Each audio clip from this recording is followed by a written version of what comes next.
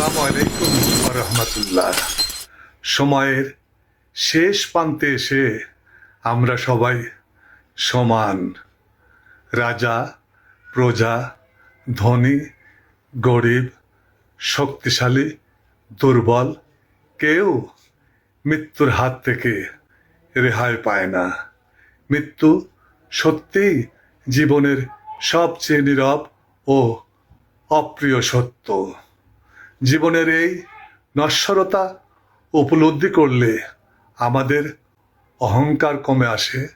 এটি আমাদের শেখায় যে পার্থিব সম্পদ, ক্ষমতা বা অহংকার সবই ক্ষণস্থায়ী। মৃত্যুর সামনে দাঁড়িয়ে আমরা সবাই একই রকম অসহায়।